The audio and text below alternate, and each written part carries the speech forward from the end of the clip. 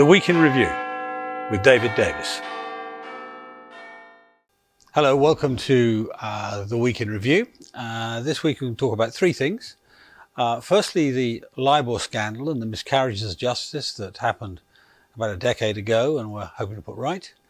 We'll also talk about the use of artificial intelligence in education and the use of facial recognition by a variety of people in Britain and what we should do about it. This week, a lot of evidence has come into the public domain about the so-called LIBOR scandal that followed on after the 2008 financial crash.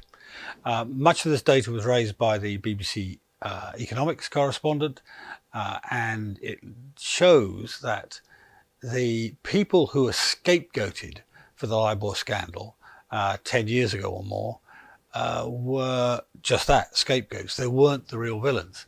And indeed, if there were real villains, or if there were people who actually manipulated LIBOR, the London interbank interest rate, it's a very standard interest rate used in all sorts of contracts.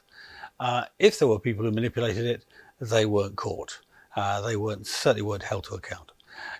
In that, there are problems of miscarriage of justice, but also issues of cover-up and possibly even misleading the House. And those are the issues I put before the House of Commons in my adjournment debate this week. 9 people were jailed for LIBOR rigging. Each one is a potential miscarriage of justice. People who lost their careers, their reputations, their savings, their marriages, and their liberty. Their families' lives were destroyed. Their cases demand a proper re-examination, preferably by the Supreme Court.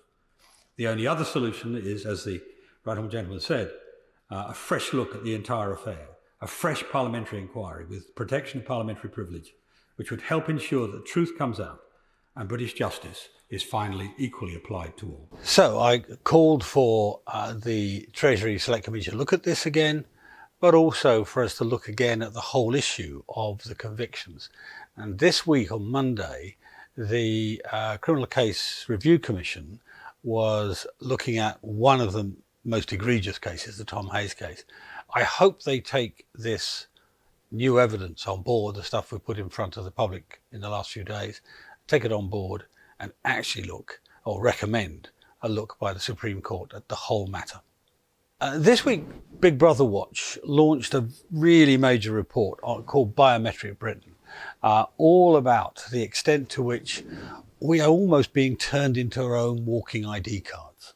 Some of you may remember decades ago, we fought off the idea of everybody having to have their own identity card, principally because, not because we were worried about the bit of plastic, but because we didn't want the state or major corporations being able to access every piece of data about us every time they wanted to. It's a part of our freedom to have our privacy from state and corporate intrusion. Well, today, lots of organisations, from the police through to retailers, are looking to use digital facial recognition in cameras. And that's very worrying because they'll then be able to log lots of data, look back on the internet and find all the other things you've been involved in, look where you've been. Maybe the police could list the number of demonstrations you've been at. None of their business, really. All of that sort of thing is opened up by the possibility of using facial recognition. This is dangerous for a variety of reasons. Firstly, the ability to do this is growing dramatically. We probably have more CCTV cameras in this country per capita than anybody else in the world, even the oppressive states, for all sorts of reasons. And that means there's more data about us than anywhere else. There's also the issue of a huge amount of capacity now, memory capacity that's available very cheaply.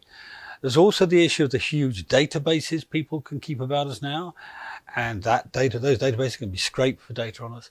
And also, of course, there is also the seduction of the usefulness of facial recognition. I use it to open my telephone, for example.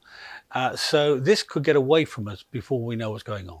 And what the Big Brother Watch meeting came up with really in its conclusion when they launched this report was that we need to start laying down the rules very clearly, very early on, which means right now. I mean, they wanted to see all the political parties have a statement on it in the manifesto. I'm not that optimistic about that, but we certainly should have all the political parties think about it properly. Just as AI has become a big issue of discussion in terms of the risks associated with it, and we're hearing that from the people who invented AI, we should be taking the same attitude to digital facial recognition. The last issue I want to talk about today is artificial intelligence in education as an educational technology.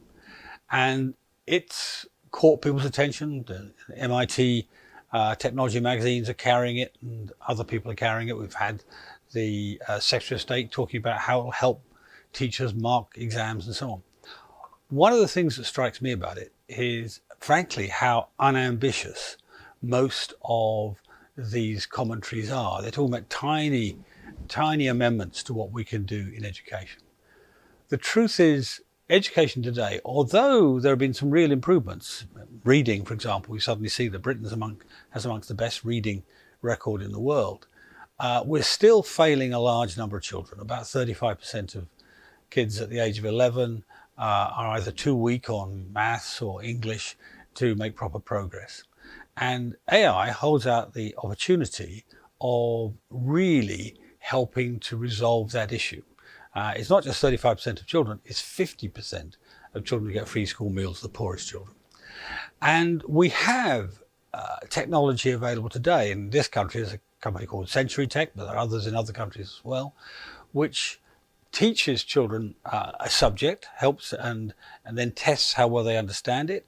And then if they don't understand it, it actually fixes what it is they don't understand. It analyzes the reason that young David Davis can't do his thermodynamics or can't do his French verbs or whatever it might be, and then fixes that exact issue. It would enable our teachers to have more spare time because it would automatically mark their performance. It would let them know immediately a child is not keeping up. So if again the young David Davis has been doing fine in his physics the last 3 terms and then suddenly falls back, what's going on? Has he got problems at home? Has he lost interest? Whatever. And it will actually become a great assistant to the teacher. It won't replace teachers. It will become a fantastic assistant to the teacher in doing a brilliant job. Now, I went to see this system being used for children that have fallen behind in a given section of their course in a school in my constituency, and it was brilliant. These youngsters, all bright youngsters actually, were really taking the technology. It was good for them, they enjoyed it, and it helped them make progress in the subject areas they needed to. I also went to see it at Eton a year or 2 ago. The reason I did that was I wanted to see how well it competed in a really hard environment. I'm not in a position to assess this technology, but people like Eton who've got the resources can make a judgment as whether it's worthwhile using or not.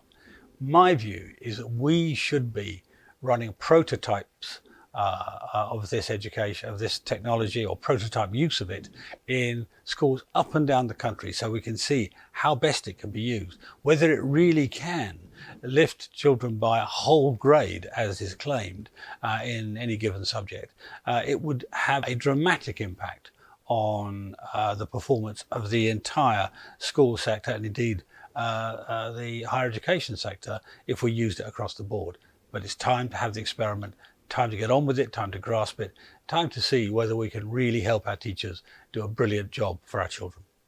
Right, well, that's it for this week. Thank you for watching. Next week is recess, so we probably won't be back then. But then we'll be on to the next stage with lots of things to talk about, from artificial intelligence onwards.